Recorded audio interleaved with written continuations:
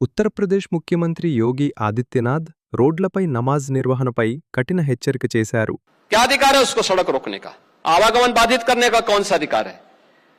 जहां उसका स्थल होगा वहां जाके करे. మతపరమైన ప్రార్థనలు రహదారులపై కాకుండా ఆయా ప్రార్థనా స్థలాల్లోనే షిఫ్టుల వారీగా నిర్వహించాలని సూచించారు. లక్నోలో ఓ హిందీ పత్రిక నిర్వహించిన కార్యక్రమంలో ఆయన ఈ వ్యాఖ్యలు చేశారు. ప్రజల రాకపోకల కోసం ఉన్న రహదారులను ఎట్టి పరిస్థితుల్లోనూ అడ్డుకోవడానికి తమ ప్రభుత్వం అనుమతించదని యోగి స్పష్టం చేశారు. నమాజ్ కావచ్చు, ఇతర మతపరమైన కార్యక్రమాలు కావచ్చు, ట్రాఫిక్కు అంతరాయం కలిగించే విధంగా నిర్వహించటాన్ని సహించబోమన్నారు.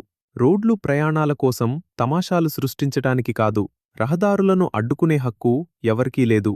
ప్రార్థనలు చెయ్యాలనుకుంటే వాటికి కేటాయించిన ప్రార్థనా స్థలాల్లోనే చెయ్యాలి అని ఆయన పేర్కొన్నారు.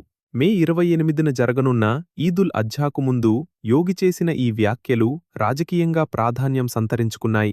ప్రార్థనలు చేయాల్సి వస్తే షిఫ్టుల పద్ధతిలో నిర్వహించుకోవాలని ఇప్పటికే ముస్లిం సమాజానికి సూచించినట్లు ఆయన తెలిపారు.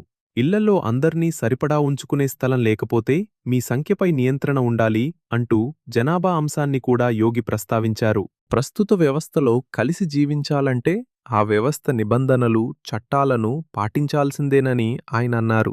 నమాజ్ మీకు అవసరమైతే షిఫ్టుల వారీగా చేసుకోండి, ప్రార్థనలను మేం అడ్డుకోము, కానీ వీధులపై మాత్రం అనుమతించము అని స్పష్టం చేశారు.